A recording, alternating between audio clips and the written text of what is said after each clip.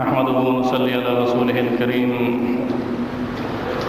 أما بعد فأعوذ بالله من الشيطان الرجيم بسم الله الرحمن الرحيم برادران محترم،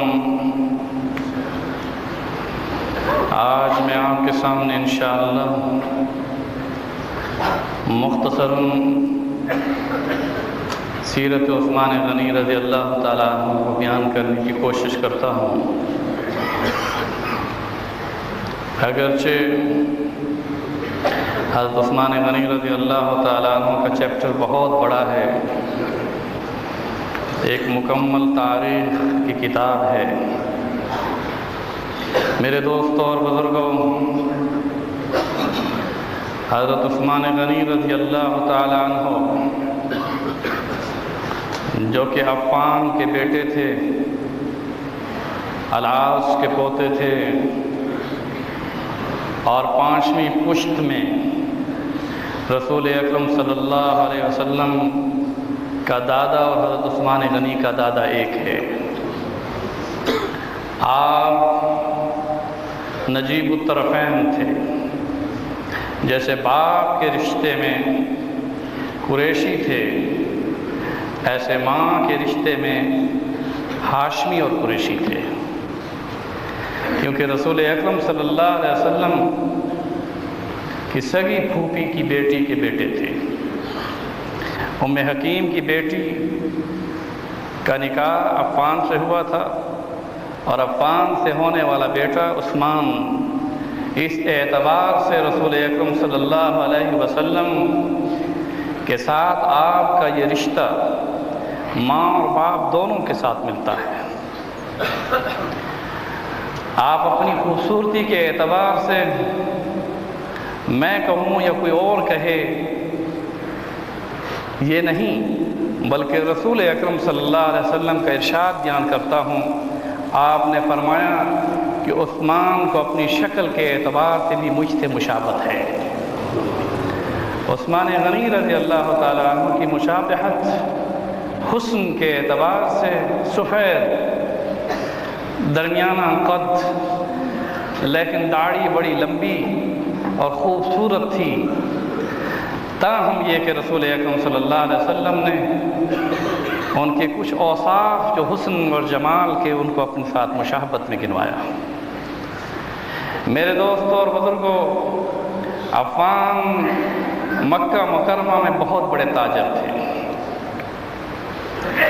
اور ظاہر ہے کہ قریشی ہونے کے ساتھ رسول اکرم صلی اللہ علیہ وسلم سے 5ویں پشت میں جہاں آپ کا رشتہ ملتا ہے، مناف پر ملتا ہے۔ آپ انشاءاللہ ان حلقات میں جب بیٹھیں گے تو میں آپ کو شجرہ طیبہ نسب رسول صلی اللہ علیہ وسلم کو بھی یاد کرانے کی کوشش کروں گا کہ عبد مناف حضور کے کیا لگتے تھے، ان کے بیٹے کا کیا نام تھا، ان کے بیٹے کا کیا نام تھا۔ اس طرح سے انشاءاللہ یہ بات ذہن میں رکھی ہے کہ جہاں ہمیں رسول اکرم صلی اللہ علیہ وسلم کے ساتھ محبت کا دعویٰ ہے، وہاں ہم رسول اکرم صلی اللہ علیہ وسلم کی سیرت کو اپنے ذہنوں میں اس طرح سے رکھیں کہ اپنی محبوب کی شکل ہمیشہ سامنے رہے۔ خاندانی رشتوں کے اعتبار سے بھی اور آپ کے حسن اخلاق کے اعتبار سے بھی رسول اکرم صلی اللہ علیہ وسلم کو اللہ رب العزت نے نہ صرف یہ کہ مقام اخلاق کے اعلیٰ مقام پر فیض فرمایا تھا، نہ صرف یہ کہ آپ نبیوں میں سب سے افضل اور تمام نبیوں کے سردار تھے، بلکہ حضور اکرم صلی اللہ علیہ وسلم نے فرمایا کہ جبریل نے مجھے آ کر یہ خبر دی کہ کائنات عالم میں آپ کے نسب سے بڑھ کر کوئی افضل نسب بھی نہیں ہو سکتا، آپ کے قبیلے سے بڑھ کر کوئی افضل قبیلہ نہیں ہو سکتا۔ اور قریش کو اور پھر اس میں سے ہاشم کو اللہ نے چنا، اور ان میں سے محمد رسول اللہ صلی اللہ علیہ وسلم کو چنا۔ کہو صلی اللہ علیہ وسلم۔ میرے دوستوں اور بزرگوں، موضوع کسی اور طرف چلا جائے گا، میں مختصراً جھلکیاں دوں گا حضرت عثمان غنی رضی اللہ تعالیٰ عنہ کے بارے میں۔ یہ بات ذہن نشین کیجئے کہ حضرت عثمان غنی رضی اللہ تعالیٰ عنہ اپنی عمر کے اعتبار سے رسول اکرم صلی اللہ علیہ وسلم سے 4 سال چھوٹے تھے۔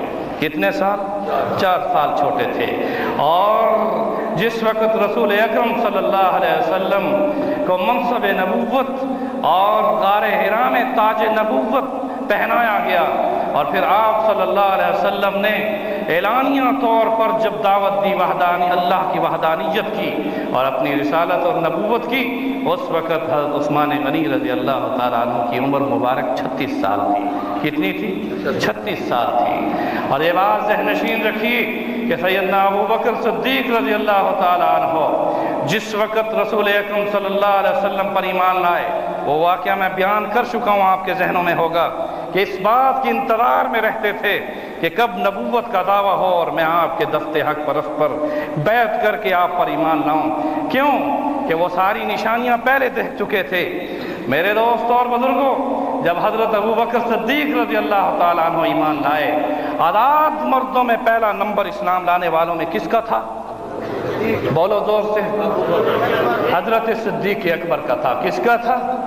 حضرت علی کی عمر اس وقت 8.5 سال تھی، آپ کے گھر کے زیر کفالت تھے، آپ کے چچا زاد بھائی تھے، لیکن آزاد مردوں میں حضرت ابو بکر صدیق رضی اللہ تعالیٰ عنہ کی کا ایمان یہ ثابت کرتا ہے کہ آزاد مردوں میں سب سے پہلا ایمان لانے والا فرد کون؟ صدیق اکبر۔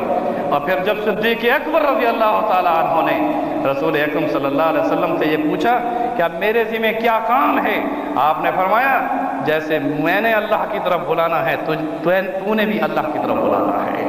میرے دوستوں اور بزرگوں، حضرت ابو بکر صدیق رضی اللہ تعالیٰ عنہ سب سے پہلے اسلام لانے کے بعد جس کے گھر پہ گئے وہ حضرت عثمان بن عفان تھے۔ کون تھے؟ عثمان بن عفان تھے۔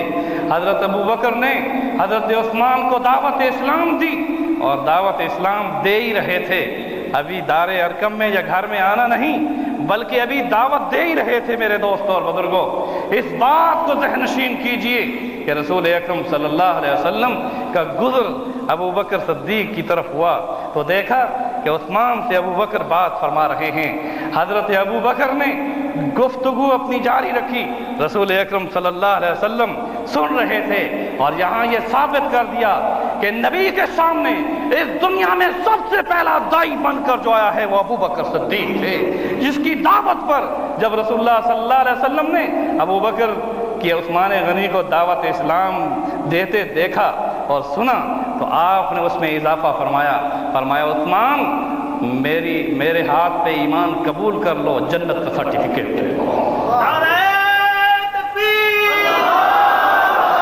یہ پہلا فرد بشر وہ حضرت عثمان غنی ہیں کہ دعوت جن کو ابو بکر صدیق نے دی اور بشارت جنہیں رسول اللہ نے دی، اور دعوت میں ایمان لائے اور بشارت میں جنت کا سرٹیفکیٹ دیا، ان کا نام ہے عثمان بن عفان۔ کہو رضی اللہ تعالیٰ عنہ۔ حضرت عثمان بن عفان ایمان لائے۔ میرے دوستوں اور بزرگوں، ان کا باپ اس وقت فوت ہو چکا تھا، ان کے چچا نے اس اسلام لانے پر ان کو رسیوں سے باندھا، ان کو مارا پیٹا، مگر میرے دوست اور بزرگوں، عثمان وہ ہیں جو آزاد مردوں میں دوسرے نمبر پر ایمان لانے والے ہیں۔ آزاد مردوں میں دوسرے نمبر پر ایمان لانے والے ہیں۔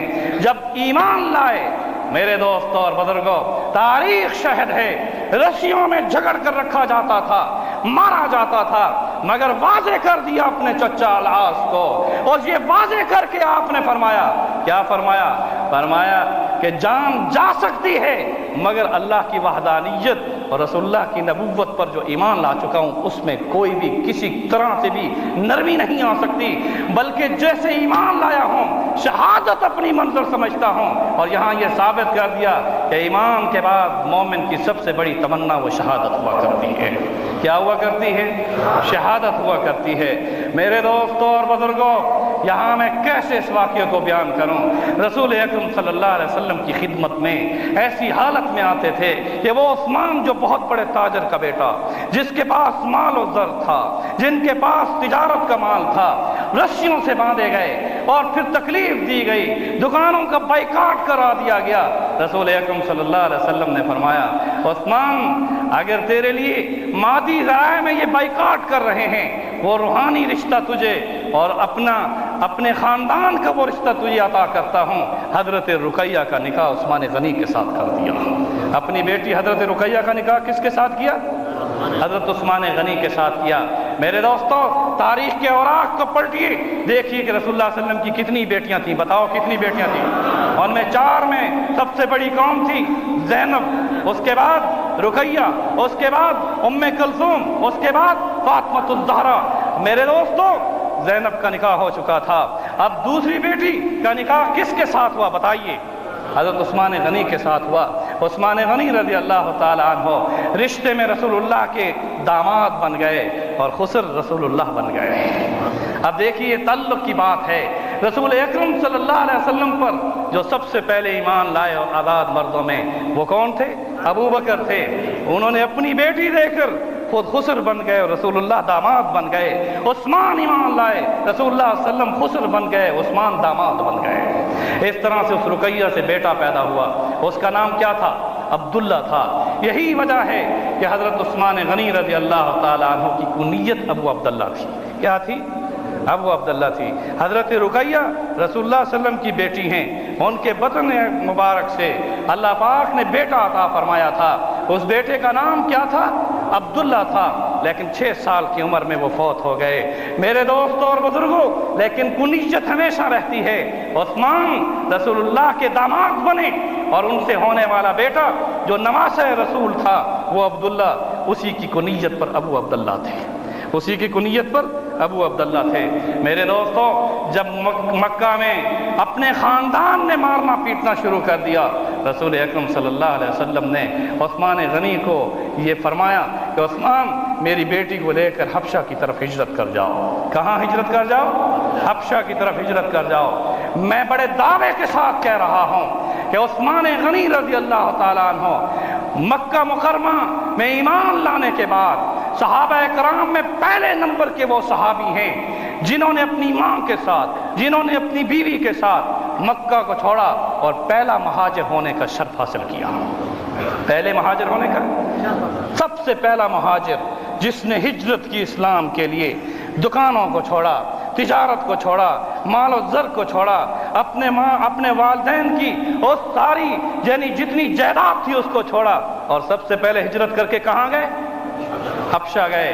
رسول اکرم صلی اللہ علیہ وسلم نے خود فرمایا کہ تاریخ میں حضرت لوط علیہ السلام کے بعد پورے خاندان کے ساتھ جس نے ہجرت کی ہے وہ عثمان بن عفان ہے۔ وہ کون ہے؟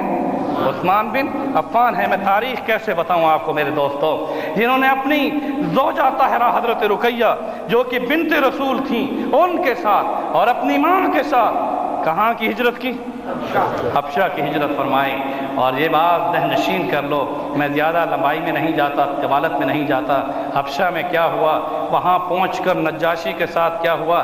نجاشی جو ایمان لایا، میرے دوستوں اور بزرگوں، وہاں حضرت عثمان کا بھی رول تھا، وہاں جعفر طیار کا بھی رول تھا، حضرت ابو بکر صدیق رضی اللہ تعالیٰ عنہ رسول اللہ صلی اللہ علیہ وسلم کے ساتھ مکہ میں رہے۔ لیکن جب ہجرت حبشہ ہوئی، سب سے پہلے ہجرت حضرت عثمان نے فرمائی تھی۔ پھر آپ نے صحابہ کو حکم فرمایا کہ جو جا سکتا ہے حبشہ میں چلا جائے۔ پھر حضرت جعفر نے جو ہے ہجرت ان کے ساتھ فرمائی تھی۔ حضرت جعفر حضرت علی کے کیا لگتے تھے بتاؤ؟ بھائی تھے۔ حضرت علی کے بھائی حضرت جعفر نے حضرت عثمان غنی کے ساتھ ہجرت فرمائی تھی۔ میرے دوستوں اور بزرگوں، اور اسی دعوت اسلام سے نجاشی نے اسلام کو قبول کیا تھا۔ نجاشی نے اسلام کو قبول کیا تھا۔ میرے دوستوں اور بزرگوں، میں کیسے بتاؤں آپ کو، اس کے بعد جب رسول اکرم صلی اللہ علیہ وسلم مدینہ منورہ ہجرت فرما گئے تو پھر حضرت عثمان غنی حبشہ سے اپنی بیوی کے ساتھ مدینہ منورہ پہنچے۔ اس لیے یہ شرف حضرت عثمان غنی کو حاصل ہے، اور صحابہ میں سے ان صحابہ کو بھی حاصل ہے جنہوں نے ہجرت حبشہ بھی کی اور ہجرت مدینہ بھی کی۔ اس لیے انہیں ذو ہجرتین کہا جاتا ہے۔ کیا کہا جاتا ہے؟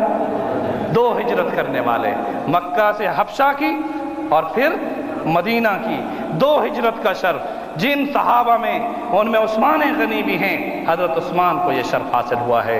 میرے دوستوں اور بزرگوں، جب غزوہ بدر کا واقعہ ہوا اس وقت حضرت رقیہ بیمار تھیں. یہ محبت رسول دیکھو کہ اپنی بیٹی کو بیمار دیکھ کر آپ نے حکم فرمایا عثمان تم میری بیٹی کی تیمارداری کے لیے مدینہ میں رہو، شاید کہ وہ اس دنیا سے رخصت ہو جائے. حضرت رسول اکرم صلی اللہ علیہ وسلم 313 مجاہدوں کو لے کر غزوہ بدر میں گئے، اور جب غزوہ بدر سے واپس قافلہ لوٹا تو رقیہ اپنی زمین میں جنت میں پہنچ چکی تھی. رسول اللہ صلی اللہ علیہ وسلم نے اپنے ہاتھوں سے نہیں دفنایا. ان کو کس نے دفنایا؟ ان کے خاوند عثمان نے دفنایا. وہ غزوہ میں اس لیے روک دیے گئے تھے. ایک وہ غزوہ بدر ہے جس میں رسول اللہ کے حکم سے عثمان غنی نے ہجرت وہاں پر غزوے میں شرکت نہیں فرمائی. باقی جتنے 25 غزوات میں 24 ہیں ان سب میں حضرت عثمان غنی نے شرکت فرمائی. جتنے بھی غزوات ہوئے ہیں رسول اکرم صلی اللہ علیہ وسلم کے ان سب میں عثمان غنی رضی اللہ تعالیٰ عنہ نے شرکت فرمائی ہے. لیکن ایک شرط یہ بتا دوں کہ جب غزوہ بدر میں مال غنیمت تقسیم ہوا تو آپ نے فرمایا عثمان میری بیٹی کی وجہ سے اس غزوے میں شریک نہیں ہوئے، لیکن سن لو لوگوں یہ 313 میں شمار کیے جائیں گے. کس میں شمار کیے جائیں گے؟ آپ نے ان کو مال غنیمت بھی دیا اور فرمایا میرے حکم سے مدینہ میں رکے، اس لیے غزوہ بدر میں بھی ان کی شرکت ہے. میرے دوستوں اور بزرگوں، پھر اس کے بعد رسول اکرم صلی اللہ علیہ وسلم نے اپنی جو آپ کی تیسرے نمبر کی بیٹی تھی اس کا کیا نام میں نے بتایا؟ ام کلثوم. ام کلثوم کا نکاح کس کے ساتھ پڑا؟ پھر زور سے کہو، حضرت عثمان غنی کے ساتھ. اسی وجہ سے انہیں ذی النورین کہا جاتا ہے، دو نور والے. ایک رقیہ جب فوت ہوئی تو اس کے بعد اس کی بہن ام کلثوم، یعنی بنات رسول میں. میرے دوستو کائنات ارض میں کسی شخص کو حضرت آدم علیہ السلام سے لے کر رسول اللہ صلی اللہ علیہ وسلم کی سیرت تک اگر دیکھیے کسی نبی کی 2 بیٹیاں اگر کسی کے گھر میں آئی ہیں تو عثمان کے گھر میں آئی ہیں. یہ شرف کس کو حاصل تھا؟ کہ 2 بیٹیاں، اس لیے انہیں کیا کہا گیا؟ ذو النورین کہا گیا. ذو النورین 2 نور والے. رقیہ فوت ہوئیں اور وہ غزوہ بدر کے موقع پر فوت ہوئیں، اور جب ام کلثوم کا نکاح ہوا 9 ہجری میں انہوں نے وفات پائی حضور کی حیات طیبہ میں. اور حضور نے پھر صحابہ میں بیٹھ کر کیا اعلان فرمایا اگر میری اور بیٹی ہوتی تو اس کا نکاح بھی عثمان کے ساتھ کر دیتا. میرے دوستو یہاں یہ دیکھیے کہ رسول اکرم صلی اللہ علیہ وسلم اپنی بیٹی کا ایک بیٹی کا رشتہ دیا، وہ فوت ہوئیں تو دوسری بیٹی کا رشتہ دیا. اب چوتھی بیٹی تھی حضرت فاطمہ الزہرا رضی اللہ تعالیٰ عنہ. ان کا نکاح کس سے ہو چکا تھا؟ حضرت علی سے ہو چکا تھا. 9 ہجری میں حضرت ام کلثوم رضی اللہ تعالیٰ عنہ نے وفات پائی، اور حضور نے فرمایا اگر میری اور بیٹی بھی ہوتی تو کس کو دیتا؟ زور سے کہو کس کو دیتا؟ رشتہ کسی اپنے کو دیا جاتا ہے یا دشمن کو دیا جاتا ہے؟ بولو. جس سے پیار ہو اسے دیا جاتا ہے یا دشمن کو دیا جاتا ہے؟ شرم نہیں آتی؟ میرے دوستو عثمان کے بارے میں کیا بتاؤں، جس کا مقام کیا تھا، جن کی عظمت کیا تھی. جب مسجد نبوی کی تعمیر ہوئی اور اس میں مسجد تنگ ہو گئی اس لیے کہ وہ مسجد کی جو یتیموں کی زمین تھی اس کو سب سے پہلے کس نے خریدا؟ تاریخ کو بھول گئے، میں نے پہلے بتایا تھا حضرت ابوبکر صدیق نے. جو اصل زمین جس پر ریاض الجنہ ہے، ما بین بیتی و منبری روضۃ من ریاض الجنہ، جس میں محراب اور منبر ہے اور رسول اللہ صلی اللہ علیہ وسلم کا روضہ اقدس ہے، یہ زمین کا جو حصہ مسجد نبوی کا ہے یہ حضرت ابوبکر صدیق کے پیسوں سے خریدا ہوا ہے. کس کے پیسوں سے؟ اور جو آگے توسیع ہوئی، جو آگے والا محراب ہے، آپ نے دیکھا دوسرا محراب بھی ہے، وہ بھی رسول اللہ صلی اللہ علیہ وسلم کے زمانے میں اس کی مسجد کی توسیع ہو گئی، لیکن اس کے بعد پھر اس کو وقت میں حضرت عمر فاروق لائے. جب تک رسول اللہ صلی اللہ علیہ وسلم کی حیات طیبہ میں پہلا محراب چلتا رہا، اسی محراب کو احترام میں حضرت ابوبکر صدیق اس سے 1-2 قدم پیچھے کھڑے ہو کر نماز پڑھاتے تھے تاکہ جہاں رسول اللہ کے قدم ہوں یا گھٹنے ہوں وہاں ابوبکر کا ماتھا لگے. اور آج بھی جہاں آپ جا کے محراب نبوی میں جو نماز کا شرف حاصل کرتے ہیں، وہ جو اصل سجدے کی جگہ ہے رسول اللہ صلی اللہ علیہ وسلم کی، وہ اس پلر کے اندر ہے، اس توانا کے اندر ہے، تاکہ بے ادبی نہ ہو. جہاں رسول اللہ کا ماتھا لگتا ہو وہ اس کو پلر کے اندر رکھ دیا. جہاں پاؤں مبارک تھے وہاں جا کے ہم جب سجدہ کرتے ہیں تو وہاں جہاں رسول اللہ صلی اللہ علیہ وسلم کھڑے ہو کر نماز پڑھاتے تھے وہاں آج امتی ان پاؤں کی جگہ پر اللہ کا سجدہ کرتا ہے۔ میرے دوستوں اور بزرگوں، تاریخ کے حوالے سے میں مدینے کی ساری تاریخ آپ کو بتاؤں گا، لیکن دیکھنا میں نے یہ ہے کہ آپ میں جوش اور جذبہ ہونا چاہیے۔ جم کر بیٹھو گے، سنتے رہو گے، انشاءاللہ میں آپ کو پوری تاریخ سے آگاہ کروں گا۔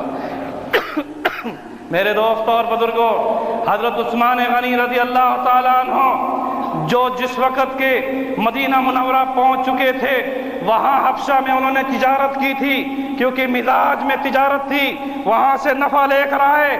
آپ کے پاس درہم و دینار تھے، آپ کے پاس پونجی تھی۔ جب تشریف لائے اور رسول اکرم صلی اللہ علیہ وسلم نے فرمایا کہ مسجد تنگ ہو چکی ہے، جو اس کی پڑوس میں جس کا مکان ہے اگر وہ خرید کر اس مسجد نبوی میں شامل کر دے تو آپ نے فرمایا، اور کیا ارشاد فرمایا پہلے سن لیں، فرمایا جو زمین کو خرید کر اس مسجد میں داخل کرے گا میرا رب اس کے لیے جنت میں محل بنا دے گا۔ عثمان غنی کھڑے ہو گئے، انہوں نے کہا یہ پورا کا پورا مکان میں خرید کر دیتا ہوں۔ میرے دوستو، مسجد نبوی کی اصل زمین وہ حضرت ابو بکر کی خریدی ہوئی اور اس کے ساتھ کا اضافہ وہ حضرت عثمان کا خریدا ہوا۔ تم کہاں ان دونوں یاروں کو چھوڑو گے؟ اور اگر تم ان کی مخالفت کرتے ہو تو پھر مسجد نبوی میں جانے کا تمہیں حق ہی حاصل نہیں۔ میں کیسے بتاؤں آپ کو یہ کس کی زمین خریدی ہوئی تھی؟ عثمان غنی رضی اللہ تعالیٰ عنہ نے اس مسجد نبوی کے پڑوسی سے مکان کو خریدا، اور کس کے بدلے میں خریدا؟ بولو، جنت کے محل کے بدلے میں خریدا۔ رسول اللہ کی زبان سے جنت کی بشارت سب سے پہلے ایمان لانے والوں میں کس کو ملی؟ بولو، عثمان غنی کو ملی، اور مکان خریدا تو اس میں بھی محل کی بشارت تھی۔ اور میرے دوستو پھر سنو، مدینہ میں جب ہجرت کر کے صحابہ کرام تشریف لائے تو مہاجرین کی کتنی تعداد تھی؟ میں امتحان لوں گا، 115۔ کتنی تعداد تھی؟ مکہ سے مدینہ ہجرت کرنے والے صحابہ کی تعداد کتنی تھی؟ 115۔ 115 صحابہ کرام جو السابقون الاولون من المہاجرین والانصار۔ انصار کی تعداد بھی میں آپ کو بتاؤں گا کہ بیعت عقبہ میں کن کن نے کتنی تعداد میں اسلام لائے، دوسری بیعت عقبہ میں کتنے ایمان لائے۔ پھر حضرت مصعب بن عمیر مدینہ جب گئے اور حضرت عبداللہ بن ام مکتوم جب قرآن سناتے تھے تو کتنے مدینے والے حضور کی آمد سے پہلے مسلمان ہو چکے تھے۔ اس ساری تاریخ سے آپ کو آگاہ کروں گا، مگر شرط یہ ہے کہ کھانے میں ذرا تاخیر کو برداشت کر لیں، ٹھیک ہے؟ اور ذرا اپنے اندر بیداری بھی پیدا کریں، کہیں سوئے ہوئے تو نہیں، ذرا کہو اللہ اکبر، زور سے کہہ دو اللہ اکبر۔ میرے دوستوں اور بزرگوں، ایک یہودی کا کنواں تھا، پورے مدینے کے کنویں کھارے پانی تھے، ان میں پانی کھارا تھا، لوگ کپڑے دھویا کرتے تھے اس سے مویشی کبھی کبھی پانی پی لیتے تھے۔ اس کھارے پانی کو کوئی نہیں پی سکتا تھا۔ ایک بیر روما تھا جو میٹھا پانی کا کنواں تھا، اور وہ کس کے قبضے میں تھا؟ یہودی کے قبضے میں تھا۔ ہمیشہ معیشت جو ہے وہ کن کے ہاتھ میں رہتی ہے؟ یہودیوں کے پاس۔ اس نے جب دیکھا کہ انصار اور مہاجرین مدینے میں اسلامی ریاست کا اعلان کر چکے ہیں اور اب مدینے کے حاکم محمد رسول اللہ صلی اللہ علیہ وسلم ہیں، تو اس تعصب کی بنیاد پر اس نے پانی کو 10 گنا مہنگا کر دیا۔ اب مدینے کے لوگ پانی کے ڈول 10 گنا زیادہ پیسوں سے خریدنے لگے۔ رسول اکرم صلی اللہ علیہ وسلم نے مسجد نبوی کے محراب میں منبر کے ساتھ کھڑے ہو کر اعلان فرمایا، تم میں سے کون ایسا شخص ہے جو بیر روما کو خرید کر جنت میں اللہ کے ہاں چشمہ لے لے؟ کون ایسا شخص ہے کہ جو بیر روما کو خرید کر جنت میں اللہ سے جنت کا چشمہ لے لے؟ اس وقت اٹھنے والے کون تھے؟ کہو عثمان بن عفان۔ کون تھے؟ عثمان بن عفان، کہو رضی اللہ تعالیٰ عنہ۔ کھڑے ہوئے اور انہوں نے کہا یہ سودا، یہ میں خریدار ہوں اس کا۔ جنت کی زمین خریدی، وہاں محل بن گیا، اب اس میں جو چشمہ ہے وہ بھی میرے حصے میں آنا چاہیے۔ میرے دوستوں اور بزرگوں، فوراً گئے اس یہودی کے پاس اور اس کو جا کر کہا کتنی قیمت ہے؟ اس نے قیمت بڑھائی، 12,000 درہم اس وقت بتائے، اور کہا یہ آدھی قیمت ہے، 24,000 درہم اس کی اصل قیمت ہے، 12,000 درہم اس کی آدھی قیمت ہے۔ رسول اللہ صلی اللہ علیہ وسلم کی خدمت میں آئے اور آ کر عرض کیا رسول اللہ پورے پیسے دے کے پورا خرید لوں یا آدھا خریدوں؟ آپ نے فرمایا پہلے آدھا خرید لو، اس میں حکمت کی بات آگے بتاتا ہوں۔ حضرت عثمان غنی مشرے کے بعد گئے، کہا یہ لو 12,000 درہم، اب اس کنویں میں میری اور تیری کیا ہو گئی، اور اس میں کیا ہوگا کہ ایک دن میرا ہوگا اور ایک دن تیرا ہوگا۔ اب جس دن یہودی کی باری ہوتی تھی تو وہ تو پیسوں سے پانی بیچتا تھا، اور جس دن عثمان غنی کی باری تھی آپ نے فرمایا میرے دن کی باری میں چاہے مسلمان ہے یا کافر ہے پانی بھر کر لے جائیں، سب مفت لے جائیں۔ اب وہ جو یہودی پانی خریدتے تھے وہ بھی حضرت عثمان کے دن میں خریدنے لگ گئے، مفت لینے لگ گئے۔ میرے دوستوں اور بزرگوں، اور یہودی کے دن میں کوئی شخص پانی بھرنے نہیں آتا تھا، حضور کی خدمت میں چل کر خود آ گیا مجبور ہو کر، کہنے لگا پورا کنواں ہی خرید لو۔ آپ نے فرمایا اب قیمت کو کم کرنا ہوگا، 24 میں سے 12 لے چکا تھا، اب 8 پر بات ہوئی، وہ 8,000 درہم بھی حضرت عثمان غنی نے دیے تھے۔ یہاں آپ کو یہ بات ذہن نشین کرنی چاہیے کہ اس بیر روما کو خریدنے کے بعد مدینے کے لیے پانی مفت ہو گیا، مگر رحمت للعالمین نے دیکھا کہ امت بڑھ رہی ہے۔ ابو ہریرہ یمن سے آ گئے ہیں، حضرت صہیب روم سے آ گئے ہیں، سلمان فارس سے آ گئے ہیں، بلال حبشے سے آ گئے ہیں، اسلام بڑھ رہا ہے، پانی کی ضرورت ہے۔ حضور نے فرمایا جن جن گھروں میں کھارے پانی کا کنواں ہے مجھے لے چلو، میں محمد اس کو میٹھا کر دیتا ہوں۔ میرے دوستو، ان کنووں میں جہاں جس گھر میں صرف کپڑے دھونے کے لیے کھارے پانی کا وہ کنواں تھا، حضور تشریف لے جاتے تھے، اپنے لعاب دہن ڈالتے تھے، آج تک مدینے کے سارے کنویں میٹھے ہو چکے ہیں۔ میرے دوستوں اور بزرگوں، میں کیسے بتاؤں عثمان غنی رضی اللہ تعالیٰ عنہ کے مقام کے بارے میں؟ یہ وہ عثمان غنی ہیں جو ایک مرتبہ رسول اکرم صلی اللہ علیہ وسلم کے ساتھ پہاڑ پر تھے، اور وہ پہاڑ بہت پہاڑ تھا جس میں آپ کے ساتھ ترتیب میں 3 یار آپ کے ساتھ تھے، ابو بکر تھے، عمر تھے، عثمان تھے۔ یہ آپ کی ترتیب حدیثوں میں بھی ایسی ملتی ہے۔ جب آپ تھے اور وہاں پہاڑ نے محبت میں جھومنا شروع کر دیا تو آپ نے فرمایا ٹھہر جا پہاڑ، علیک نبی و صدیق و شہیدان، اے پہاڑ ٹھہر جا کہ تو جھوم رہا ہے، تو دیکھ تو صحیح اس منظر کو کہ ایک نبی، ایک صدیق اور 2 شہید تیرے اوپر ہیں۔ نعرہ تکبیر! یہاں پر ایک بات بتانا چاہتا ہوں کہ جب رسول اللہ صلی اللہ علیہ وسلم نے فرمایا ایک نبی، ایک صدیق اور 2 شہید، تو حضرت عمر فاروق نے فوراً کہا اللہ اکبر، کہو غور سے کہو۔ جب ایمان لائے تو کیا تکبیر گونجی تھی، اور جب پہاڑ پہ رسول اللہ صلی اللہ علیہ وسلم کی زبان اطہر سے یہ خوشخبری سنی کہ نبی تو آپ ہی ہیں، صدیق ابو بکر ہیں، 2 شہیدوں میں میری تمنا پوری ہو گئی کہ میں بھی شہید ہوں گا۔ اس شہادت پر کہا کرتے تھے کہ رسول اللہ صلی اللہ علیہ وسلم کی زبان اطہر سے جب مجھے شہیدان میں ایک شہید ہونے کا شرف حاصل ہے، عثمان بھی شہید ہوں گے، عمر بھی شہید ہوں گے، پھر دونوں نے ہمیشہ اپنی دعا میں ہاتھ اٹھانا شروع کر دیے کہ رب ذوالجلال شہادت دے تو پھر مدینے میں عطا فرما دے۔ اور دونوں کو کہاں شہادت ملی؟ زور سے کہو۔ اور دونوں کو قرآن پڑھتے ہوئی، قرآن پڑھتے شہادت ملی۔ ایک محراب میں کھڑے ہو کر جب قرآن پڑھ رہے تھے تو شہید ہوئے، ان کا نام کیا ہے؟ زور سے کہو۔ فاروق اعظم، جن کے لیے محراب رسول گواہ بنا، اور زبان پر کیا جاری تھا؟ قرآن جاری تھا۔ ایمان حاصل کیا تو قرآن سنتے ہوئے، دنیا سے گئے تو قرآن پڑھتے ہوئے۔ میرے دوستوں اور بزرگوں، عثمان غنی رضی اللہ تعالیٰ عنہ جامع قرآن تھے، اور یہ صفت ان کے ساتھ رکھ دی کہ کیونکہ جب قرآن کو انہوں نے پوری دنیا میں پھیلایا، آج مصحف عثمانی پوری کائنات ارض میں ہے۔ یہ خلافت عثمانی کے دور میں، حضرت ابو بکر صدیق کے دور میں جمع ہونے والا وہ قرآن جو سینہ رسول پر نازل ہوا تھا، صحابہ حافظ تھے، تمام کمیٹی بنی، انہوں نے کتابی شکل میں اسے محفوظ کیا، اور رسول اللہ کے زمانے میں بھی کتابی شکل میں ہو چکا تھا، لیکن مختلف ورقوں میں تھا۔ وہ ورق، ان میں سے اونٹ کے جو ہے چمڑے تھے، ان میں درختوں کے بڑے بڑے پتے تھے، اور اس طرح سے اس وقت جو لکھنے کے انداز تھے ان پتھروں پر کشیدہ ہوا تھا۔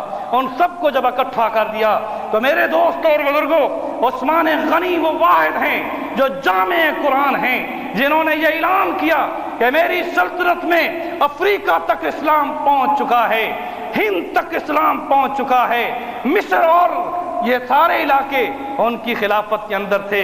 فرمایا کہ اس قرآن کو جو مصحف میں ہے لکھ لکھ کر تمام مملکتوں میں پہنچا دو۔ اس جامع قرآن کی اس انداز میں وہ قرآن کائنات ارض میں مصحف کی صورت میں تمام جگہوں تک پہنچا۔ یہاں میں ایک بات بتانا چاہتا ہوں، اس قرآن کے پھیلانے میں حضرت عثمان اپنے ہاتھ سے بھی اس کو لکھتے تھے، اس کو اپنے ہاتھ سے بھی لکھتے تھے۔ تو اللہ پاک نے اس قرآن کی محبت میں جب شہادت دی تو مصحف کو بھی گواہ بنایا۔ آج بھی جاؤ آپ کو ترکی میں وہ قرآن پاک جس پر حضرت عثمان غنی کی شہادت ہوئی، وہ خون کے دھبے اس قرآن پر ملیں گے۔ اور محراب میں جب خون گرا تو محراب نبی حضرت عمر کی شہادت کا گواہ بنا، اور جب عثمان شہید ہوئے تو قرآن ان کی شہادت کا گواہ بنا۔ میرے دوستوں اور بزرگوں، میں زیادہ وقت نہیں لینا چاہتا، صرف ایک اور واقعہ بیان کرتا ہوں۔ یہاں پر آپ کو یہ بات محسوس ہو جائے گی کہ کیا مقام تھا حضرت عثمان غنی کا۔ عثمان غنی رضی اللہ تعالیٰ عنہ کے بارے میں حضرت ابو موسیٰ اشعری رضی اللہ تعالیٰ عنہ فرماتے ہیں کہ ایک مرتبہ رسول اکرم صلی اللہ علیہ وسلم ایک باغ میں تشریف لے گئے اور مجھے یہ فرمایا کہ تم پہرہ داری میں رہو کہ میں اندر آرام کرتا ہوں۔ اس دوران میں حضور کے ساتھ تھا، باہر سے آواز آئی کہ ہمیں اندر آنے کی اجازت دی جائے۔ آپ نے فرمایا آنے والے کو اجازت بھی دے دو اور اسے جنت کی بشارت بھی دے دو۔ اور جب وہ اندر آئے تھے کون تھے؟ ابو بکر تھے۔ کون تھے؟ ابو بکر صدیق رضی اللہ تعالیٰ عنہ۔ اس کے بعد پھر آواز آئی کہ اندر آنے کی اجازت کوئی چاہ رہا ہے، فرمایا آنے والے کو اجازت دو اور اسے بھی جنت کی بشارت دے دو۔ اور وہ کون تھے؟ عمر فاروق تھے۔ کون تھے؟ عمر فاروق تھے۔ آؤ اب تیسرے نمبر پر، جب تیسرے نمبر پر آواز آئی آپ نے فرمایا آنے والے کو اجازت دے دو، اس کو جنت کی بشارت دے دو اور یہ بھی بتا دو کہ مظلومیت میں شہید ہوگا اور اسے شہادت کی بھی بشارت سنا دو۔ اور وہ آئے تو وہ کون تھے؟ عثمان غنی تھے۔ میرے دوستوں اور بزرگوں، عثمان غنی رضی اللہ تعالیٰ عنہ کے رسول اللہ صلی اللہ علیہ وسلم نے فرمایا تھا تجھے خلافت کی چادر پہنائی جائے گی، تجھے خلافت کی قمیص پہنائی جائے گی۔ عثمان اس قمیص کو نہ چھوڑنا اور جس مسلح پر تجھے کھڑا کیا جائے گا اس مسلح کو نہ چھوڑنا۔ عثمان رضی اللہ تعالیٰ عنہ اس حدیث اور حکم رسول کی روشنی میں اس طرح ڈٹے رہے، 40 دن پیاس میں رہے، پانی بند کر دیا گیا تھا، قرآن کو گواہ بنا لیا، شہادت حاصل کر لی۔ میں زیادہ لمبی چوڑی داستانوں میں نہیں جاتا، یہاں یہ بتا دوں کہ مکہ میں اور مدینہ کے جتنے صحابی تھے وہ اس وقت پوری کائنات میں پھیلے ہوئے تھے، کیونکہ عمر بن العاص مصر کے گورنر تھے، امیر معاویہ رضی اللہ تعالیٰ عنہ دمشق کے گورنر تھے، اس طرح سے اور صحابہ کرام کوفہ میں اور ہند تک مسلمانوں کا ایک سیلاب اور ایک جیش تھا جو انقلاب اسلامی کے لیے ایک جیش محمدی تھا جو کہ پوری کائنات میں پھیل رہا تھا۔ اور جب حضرت عثمان غنی کے خلاف سازش کی گئی اور یہودیوں نے کی، اور یہودیوں نے، ان یہودی میں عبداللہ بن سبا تھا جس نے یہ سازش کی تھی، وہ وقت اس نے کیا نوٹ کیا کہ کس وقت میں مدینے میں کم لوگ ہوں گے، وہ حج کا موسم تھا۔ اب جو مدینے کے باقی لوگ تھے وہ بھی حج پر گئے ہوئے تھے، باقی صحابہ پھیلے ہوئے تھے۔ میرے دوستوں، میں زیادہ تاریخ کے حوالوں میں نہیں جانا چاہتا، یہاں یہ بتانا چاہتا ہوں کہ عثمان غنی کے شہادت میں یہ شہادت کی خوشخبری رسول اکرم صلی اللہ علیہ وسلم دے چکے تھے، اور آپ پر آنے والی ابتلا اس کی پیشن گوئی بھی کس نے دی تھی؟ رسول اکرم صلی اللہ علیہ وسلم نے دی تھی۔ رہا یہ کہ عثمان غنی رضی اللہ تعالیٰ عنہ کو قتل کرنے والوں میں، شہید کرنے والوں میں عبداللہ بن سبا تھا جو یہودی تھا، اور اس کی یہ سازش تھی۔ میں یہاں یہ بتا دینا چاہتا ہوں کہ اس عبداللہ بن سبا کو حضرت علی مرتضیٰ نے زندہ جلوایا تھا۔ اگر عبداللہ بن سبا یہودی کی یہ سازش نہ ہوتی تو خلافت علوی میں حضرت علی مرتضیٰ رضی اللہ تعالیٰ عنہ حضرت عثمان کے قاتل کو زندہ نہ جلاتے۔ یہاں یہ میں بات بتانا چاہتا ہوں کہ بڑی تاریخ ہے، لمبی ہے، لیکن اتنا عرض کر دوں کہ حضرت عثمان کے بارے میں زبان کی لغزش سے بچو، حضرت عثمان کے بارے میں زبان کی لغزش سے بچو۔ سیدنا ام المومنین عائشہ صدیقہ رضی اللہ تعالیٰ عنہ فرماتی ہیں کہ رسول اکرم صلی اللہ علیہ وسلم اپنے حجرہ مبارک میں بے تکلف پڑے تھے، آپ کی پنڈلی سے کپڑا اٹھا ہوا تھا، اس دوران میں آواز آئی، ابو بکر کی تھی، آپ نے فرمایا انہیں اندر آنے دو۔ حضور لیٹے رہے، ابو بکر آئے، سلام کیا، بوسہ لیا، بیٹھ گئے۔ اس طرح سے پھر آواز آئی، عمر تھے، آپ نے فرمایا اجازت دے دو، وہ بھی آ گئے۔ اس دوران میں تیسری آواز کس کی آئی؟ عثمان غنی کی آئی۔ پہلے دو جب آئے، حالانکہ آپ کے وہ خسر بھی تھے، حضرت ابو بکر کی بیٹی عائشہ وہ رسول اللہ کی بولو زوجہ طاہرہ، اور حضرت عمر کی بیٹی حفصہ رضی اللہ تعالی عنہما، یہ رسول اللہ صلی اللہ علیہ وسلم کی کیا تھی؟ زوجہ طاہرہ۔ جب دو خسر آئے تو آپ اسی طرح لیٹے رہے، پنڈلی سے کپڑا اٹھا رہا۔ جس وقت عثمان کا نام آیا آپ بیٹھ گئے، اپنے کپڑوں کو جوڑا، اس کے بعد اہتمام فرمایا۔ ام المومنین عائشہ صدیقہ رضی اللہ تعالی عنہا نے اس منظر کو دیکھا، میرا باپ آیا تو حضور بے تکلف پڑے رہے، اور اسی طرح سے چچا عمر آئے اسی طرح سے بے تکلف پڑے رہے، عثمان آئے تو اہتمام فرمایا۔ ام المومنین یہ سوال کیا کرتی تھیں تو یہ سوال رسول اللہ صلی اللہ علیہ وسلم سے کر دیا، یا رسول اللہ صلی اللہ علیہ وسلم عثمان کے آنے پر آپ نے اہتمام فرمایا۔ حضرت رسول اکرم صلی اللہ علیہ وسلم نے جواب میں فرمایا، اے عائشہ تو جانتی ہے کہ عثمان کون ہے؟ اس عثمان سے جس آسمان سے کہ عرش کے فرشتے حیا کرتے ہیں تو میں رسول کیسے حیا کروں؟ جس عثمان سے عرش کے فرشتے حیا کرتے ہیں تو میں رسول بولو کیسے حیا نہ کروں؟ آپ میرے دوستوں اور بزرگوں، میں یہاں کیسے عرض کروں؟ حضرت عثمان سے پوچھا گیا، کسی نے کہا عثمان تیرے حیا کے بارے میں رسول اللہ نے خبر دی ہے کہ فرشتے بھی تجھ سے حیا کرتے ہیں، تیرے اندر وہ کون سی خوبی ہے؟ عثمان غنی نے جواب میں 3 خوبیاں گنوائیں، فرمایا کہ جب سے سن بلوغت میں آیا ہوں میری نگاہ کسی غیر محرم پر میلی نگاہ سے نہیں آئی، میں نے اپنی آنکھوں کی خیانت بولو نہیں کی، اسلام لانے سے قبل بھی اپنی آنکھوں کی حفاظت یہ تھی۔ عثمان تیرا حیا اس کی پہلی سرٹیفکیٹ تیری نگاہ کی ہے، اور کون سی وہ تیرے اندر صفت تھی؟ فرمایا میرا ننگیج میں خود بھی دیکھنے سے گریز کرتا تھا، فرمایا جب غسل کرتا ہوں تو اپنے اوپر کپڑا اوڑھ لیتا ہوں کہ فرشتے بھی میرے ننگیج کو نہ دیکھ سکیں۔ میرے دوستو، اور تیسری صفت اب سنیے، اسی پر دعا کرتا ہوں، اور حضرت عثمان غنی کا وہ مقام ہے۔ فرمایا تیسری صفت کیا ہے؟ عثمان نے جواب میں یہ فرمایا کہ تیسری صفت حیا کی میرے اندر یہ ہے کہ جس ہاتھ کو میں نے رسول اللہ صلی اللہ علیہ وسلم کے دست حق پر رکھ لیا تھا، اس ہاتھ کی حفاظت ایسی کی ہے، نہ ظلم کیا ہے نہ حرام مال اس پہ لیا ہے۔ یہ وہ ہاتھ ہے کہ جب رسول اللہ کے ہاتھ مبارک پہ آ گیا ہے، میں نے اس ہاتھ سے کسی حرام چیز کو نہیں چھوا، میں نے اس ہاتھ کی اتنی حفاظت کی کہ اس ہاتھ کو پھر اللہ نے وہ ہاتھ قرار دیا کہ جب بیعت رضوان کے موقع پر حضرت عثمان غنی اس وقت گئے تھے نمائندہ بن کر، یہاں صرف ایک جھلکی دوں گا کہ بیعت رضوان میں 1400 صحابہ کرام کو جنت کا جو سرٹیفکیٹ اور ٹکٹ دیا گیا تھا اس کی وجہ بھی عثمان غنی تھی۔ کون تھے؟ جب عثمان غنی رضی اللہ تعالیٰ عنہ مکہ میں نمائندہ بن کر گئے تو ان قریشیوں نے کہا جناب ہم تجھے نہیں چھوڑتے، ان کو بند کر دو، کوئی گفتگو نہیں کرتے۔ خبر یہاں تک پہنچ گئی رسول اللہ صلی اللہ علیہ وسلم کے پاس حدیبیہ کے مقام پر کہ عثمان غنی کو کیا کر دیا گیا؟ شہید کر دیا گیا۔ میرے دوستو، رسول اللہ صلی اللہ علیہ وسلم نے اپنے صحابہ سے بیعت لی اس شجر کے نیچے، اس درخت کے نیچے۔ کس بات کی بیعت لی تھی؟ کہ اگر عثمان شہید ہو چکے ہیں ہم واپس نہیں لوٹیں گے، عثمان کی شہادت کا قصاص لیں گے۔ اسی پر حضرت عائشہ صدیقہ نے کہا تھا کہ میرے سرتاج نے بیعت رضوان میں حضرت عثمان کے قصاص کے لیے بیعت لی تھی تو میں کیسے جہاد میں نہ نکلوں۔ اب یہاں پر اس مسئلے کو حل کر رہا ہوں، یہ سمجھنے کی بات ہے۔ اہل سنت اپنے اندر بیداری پیدا کرو۔ میں کون کون سے نکات کو آپ کے ذہنوں میں ڈالوں؟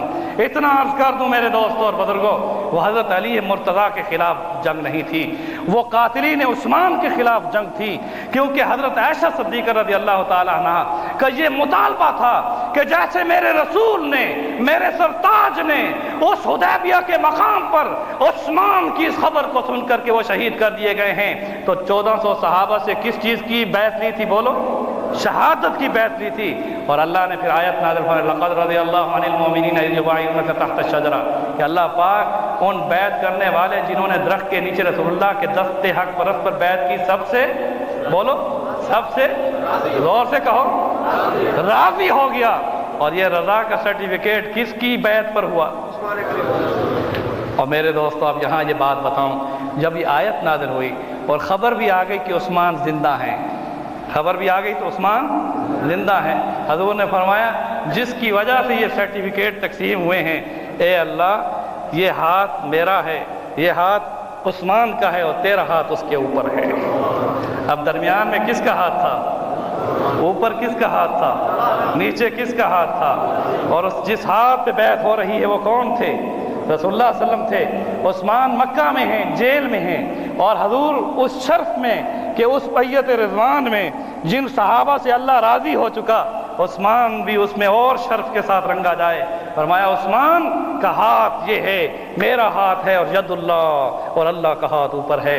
میرے دوست اور بزرگوں، جس عثمان کو یہ شرف حاصل ہوا تھا رضی اللہ تعالیٰ عنہ، کہ جنہیں حیا کا سرٹیفکیٹ دیا گیا، جنہیں جنت کا سرٹیفکیٹ دیا گیا، جنہیں وہ مقام ملا جو خلیفہ راشد قوم ہیں، میرے دوستو عہد کر لیں آج کے بعد اس زبان سے عثمان غنی رضی اللہ تعالیٰ عنہ کے خلاف کبھی کوئی آواز زبان سے نہیں نکالیں گے، اور نہ ہی کبھی عثمان غنی کے خلاف سنیں گے انشاءاللہ۔ اللہ تو گواہ ہے، ہم صحابہ کی محبت کا دعویٰ کرتے ہیں، اہل بیت کی محبت کا دعویٰ کرتے ہیں، اور یہ اس لیے کرتے ہیں کہ تیرے پیارے رسول کا ارشاد ہے من احبہم فبحبی احبہم، جنہوں نے ان سے محبت کی گویا میرے ساتھ محبت رکھنے کی وجہ سے ان سے محبت کی، ومن ابغضہم، جنہوں نے صحابہ اور اہل بیت سے بغض رکھا، فببغضی ابغضہم، گویا انہوں نے رسول اللہ کے ساتھ بغض رکھنے کی وجہ سے ان سے بغض رکھا۔